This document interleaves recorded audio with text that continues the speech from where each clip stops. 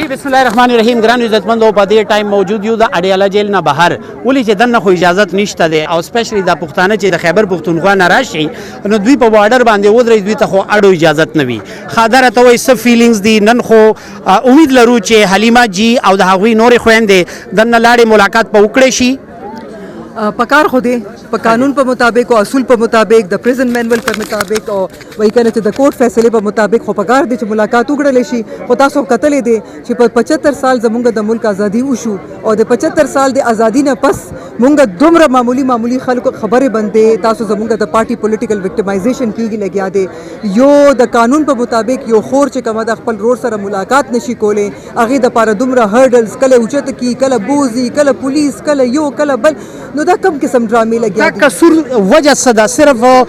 د عمران خان سے پکور کی علیمہ جی پیدا شوی دا صرف دا قصور دے ګوره خبره دا ده چې دی خو په هر هغه ځای کې زور کوي چې کم ځای کې تکلیف خلکو ته زیات رسي نو هغې ته ټولو ته پته ده چې علیمه په لږه شانتې پولیټیکل هغه نالج یا هغه لږ شته دی شعور لږ شته دی نو هغې د وجې نه کېدای شي چې هغې باندې لږ زیات دی تنګول کوي که هغه نور دوه خویندې چې کمې دي عظما بیبي اینډ نورین اپا چې کومه ده هغې ته بیا هم اجازت پرېږدي خو خبره د دې نه ده خبره دا ده چې تاسو ولې چې یو قانون او کورټ تاسو ته فیصله درکړله کورټ تاسو ته اجازت درکړی دی نو د پریزن مینول یا د پریزن چې کوم سپرنټنډنټ وي هغه به څه کپاسټي کې بیا ودرېږي به خو بس دا زمونږ د ملک د سیستم د فلاډ سیستم چې کوم دی یو زمونږ سیستم یو چې خراب شوی او دیمک لګېدلی سیستم دی دا د هغې نشاندهي کوي خان صاحب که په جیل کې ناست دی او تقریبا 300 کیسونه خان صاحب باندې شوي دي دا زمونږ د سیستم د تباهي چې دا زمونږ سیستم څومره تباه شوی دی څومره خراب شوی دی تاسو ماته دا وایي 280 کیسز الریډي فیصله راغلی دا دوی پکې خان صاحب پکې الحمدلله بری شوی دی نو مطلب دا چې د باقی کیسز څنګه به ازادي کې خان سے بس آزاد څنګه ازادي کې ولې چې تاسو کم سټرګل وکړو احتجاج مو کو نارمل احتجاج پدې خود خان صاحب ازادي نه کیږي جنید اکبر صاحب یو خبره کړې و چې کې پی به بندو خان بازادو او هغه دا ویلیو چې د رمضان نه پس نو زه پدې کې غلطیږم چې جنید اکبر صاحب 2025 یاد کړو یا 26 27 ګوري خبره دا ده چې دا خو د پارټي پالیسی ده کنه دا خو به پارټي فیصله کوي دا به زمونږ چې کوم ډیسیژن میکینګ کمیټي ده چې تا څنګه خان صاحب چې کوم دی الریډي یو کمیټي نوټیفای کړی ده چې کله که تاسو ته ماته ایکسس نه وي نو بیا به هغه کمیټي د دې فیصله وکړي نو دا به هغې کمیټي پورې ده او جنید اکبر صاحب زمونږ الحمدلله چې کله نه پریزیډنټ شوی دی هغې پورا د پورا صوبې تاسو کتلی دي چې هغې په 35 ډسټرکټونو کې ما په خیال کې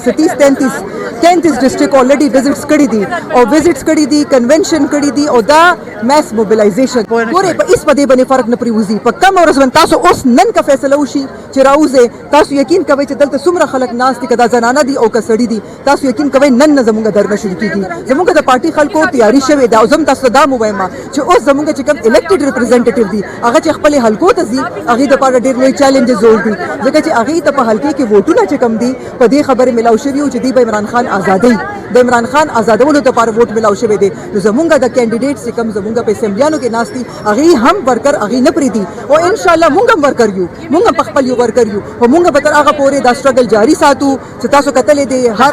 ډېر مننه د خان د پر لاس کې راته دا وایي څه کولای شي تاسو ګوري خبره ده د جان قربانول شو د جان نه علاوه خو لوی خو اسم نشي کېدلی د جان قرباني ورکول شو ان شاء الله د خان صاحب لپاره او تاسو زمونږ د ورکر عمران خان صاحب کې تاسو صدا سلی دلی دي چې د 75 سالانه په تمام لیډرشپ کې هغه شای هغه کوالټیز مونږ ته په نورو کې میلاو نشو ګوري زما خپل سیاسي ګرانې سره تعلق دی خو څه وجه وه چې زه نور سیاست او نور پارټیانو طرف ته نیم مایل شوی او زه پی ټي آی طرف ته مایل شوی یم ولې شوی یم ځکه چې خان صاحب چې څه زموږ ته شعور راکولو د آسټریټي خبره کوله د میرټ خبره کوله د ملک د ادارې د انډیپینډنس خبره کوله د ادارو سټرنثنینګ خبره کوله لګیا وه نو دا چې څه خبرې چې خان صاحب څه کوي چې د آئین په مطابق د ملک چلیږي د آئین په مطابق تاسو چې ملک چلوئ ادارې خپل سټرنثن کولو خبره کوي دا هغه شیزونه دي چې کوم زمونږ د خپل د بچو د فیوچر ګورو تاسو ماته دا ووایئ چې څه حالات تاسو نن ګورې لګیای چې یو خور خپل رور سره ملاوېدی نشي 75 سال پس د ملک دا حالات دي تاسو د خپل اولاد دپاره څه سوچ کوئ تاسو پړه کې دا تسلی راځي چې په دې ملک کې سړی وخت رولی شي په دې حالات کې غریب نه غریب تر کېږي لګیا دی امیر نه امیر تر کېږي لګیا دی ولې صرف دې دپاره ځکه چې زمونږ سیستم فلاډ دی خان صاحب زمونږ د بچو خبره کوي زمونږ د بچو د فیوچر لپاره خبره کوي د دې د ګرین پاسپورټ ته د عزت ورکولو خبره کوي او ان شاء الله مونږ دې تحریک تر هغه پورې به ان شاء الله خان صاحب سره ولاړ یو چې څونه پورې ان شاء الله مونږ حقیقي ازادي چې کوم اولنې زمونږ ناره وه حقیقي ازادي مونږ ته نه ملاو شوې. ډېره مننه جی، تھینک یو.